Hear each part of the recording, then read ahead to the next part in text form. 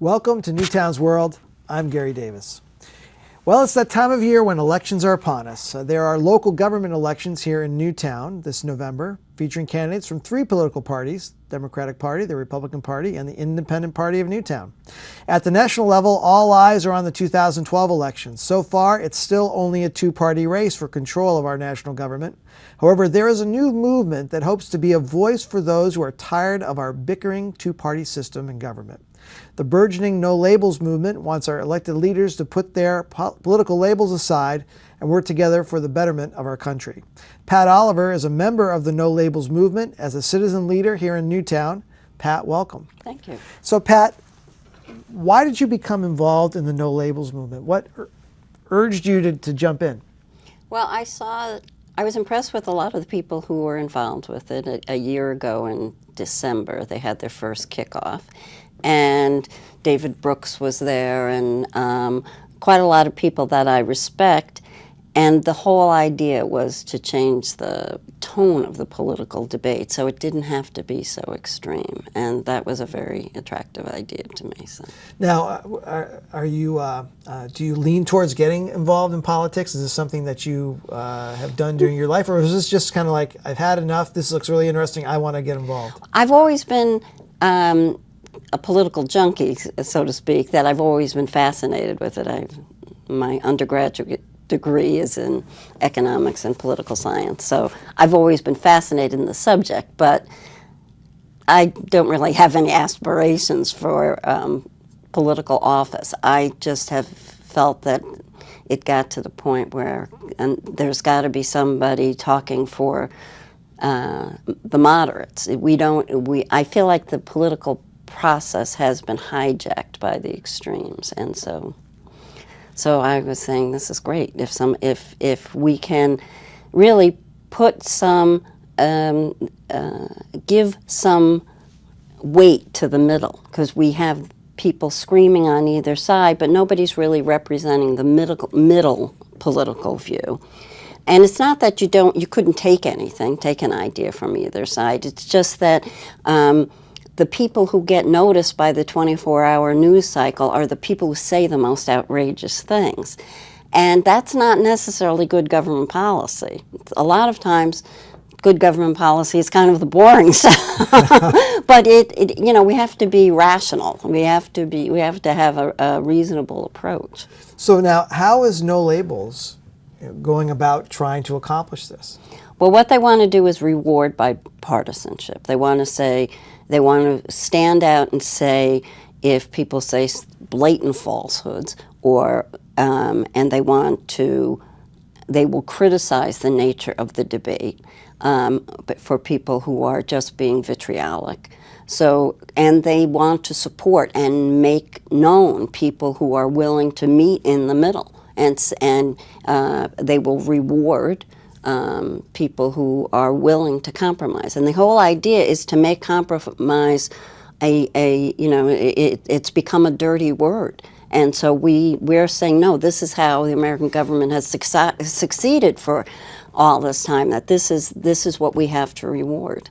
Now, you mentioned that the No Labels movement wants to reward those who take a more bipartisan approach to government. How do you go about rewarding them? Well, one of the things that they're going to do is they're going to develop a point system, a rating, if you will, system in which they're going to give, like a lot of the extreme groups have, ways in which this person is this much liberal and this people are this much, and they actually have rating systems. So No Labels is going to soon come up with a rating system and that will be published, and they will say, this person, reached across the aisle this many times, and so they will actually scale it and publicize it. Oh, interesting. Yes, yeah. So I think that's going to be a very powerful tool, because it's for this way people can say, all right, this senator really is trying, representing my interest, and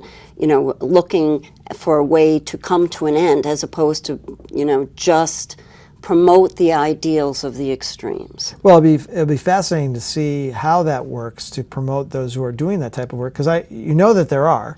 Right. And the problem is you don't hear about them because they're not the ones banging their shoes on the table saying, no Exactly. deal with President Obama, or, we can't enter into this agreement. They're the ones who are actually trying to make things happen. Right. Another thing that they're working on is the idea of no pledge pledge, that the representatives should not sign away their legislative control to and commit to never doing something. That is not representing their constituency. That is representing a very narrow yet vocal part of their constituency. So that's another thing that they want to promote. And it puts some skin in the game for the moderates, because essentially you're saying, or it gives you a place to go to see who is the person representing the middle, and also then it also gives the legislators some room, because if they're being severely criticized by either side, it takes some courage to step into the middle. Ironically, I mean, that was not the case in the past, but right now you need some background, some backup to say, okay, I'm going to put myself out here as going to reach across the aisle, but it's a scary place to be because I'm going to get a lot of noise from both sides. Yeah, I find in elected life that sometimes both sides yelling at you that are dissatisfied means you're actually doing the job properly. Right. Because if you only have you only have one side saying you're right all the time, right. Well, maybe you're not doing the best job possible. Right. And in addition, that if the extremes have been really good at organization, and the middle is sort of this vague group that doesn't have the instant ability to send 1,000 emails to each legislator. Well, so then we want to do that. So, all right, let's organize so that we can be as strong a lobby for the moderate views as the extremes are for their views.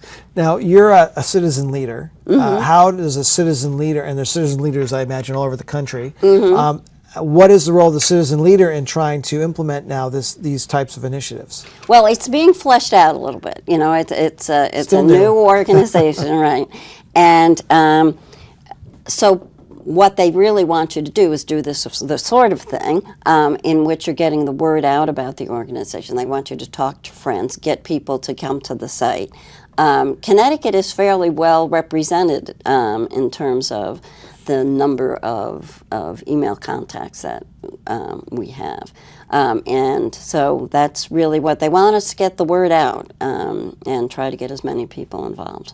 So how do you, so what is No Labels' focus in terms of influencing the 2012 elections? How does No Labels want to kind of help to get its point of view in the debate that's going to be happening among all our candidates for elected office at the national level, and even at the state level in some respects? Well, they are actively publicizing themselves. They get, and if you watch Morning Joe in the morning, there's usually representatives from No Labels in a lot of discussions. So then they're interviewed on CNN and in various other places. And their representatives are Republican and Democrat. So it's giving, it's trying to put out that notion that we can speak to each other civilly and not, Right. So if they put out the word and it becomes publicized enough, then we are going to have our own,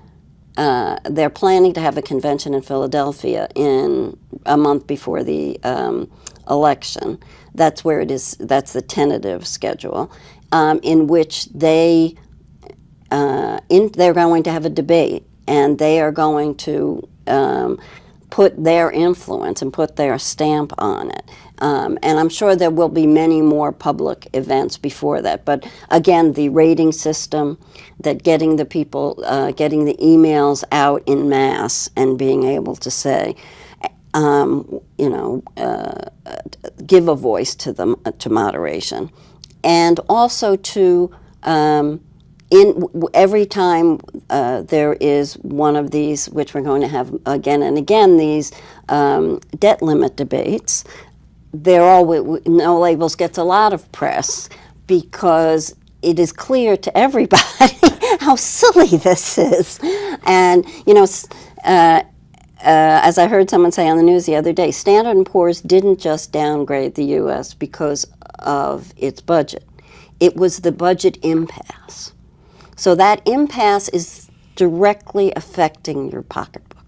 The bipartisan rancor having a direct economic impact. So during the course of the election, or right before the election, will we see candidates getting a no labels seal of approval, so to speak? Yes, then that's what that rating system is all about. They're working on that right now, and I think more and more you're getting this issue is getting noticed and getting some traction.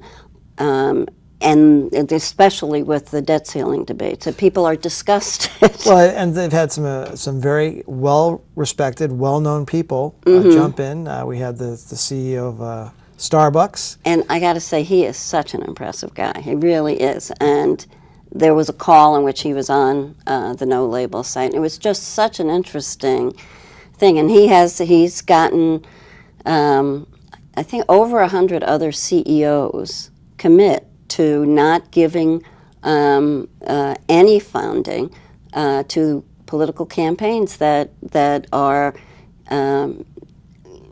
involved in all this kind of rancor. Well, it's an interesting movement. It's going to be interesting to see how it all progresses. Now, if someone wants to become involved in No Labels here in Newtown or in Connecticut, how do they go about doing that? Well, they can certainly email me, but also they would go directly to the No Labels website, and they would. There's links to the Connecticut organization. Okay. And I'd be happy to talk to anybody about it. And you're easy to find because yes. you're in the book. Yeah. So you can learn more about the No Labels initiative at nolabels.org, and don't forget to vote in our local elections on Tuesday, November 8th. And you can catch all the election coverage here at Charter Community Vision 21. Keep your eye out for the time when the show will be airing. And Pat, it was a pleasure to meet you. And thank you for being on the show. We'll be watching to see how No Labels progresses. Okay, thank you. And one more thing before I forget, don't forget about obtaining an absentee ballot if you cannot be there in person on Election Day. We'll be right back.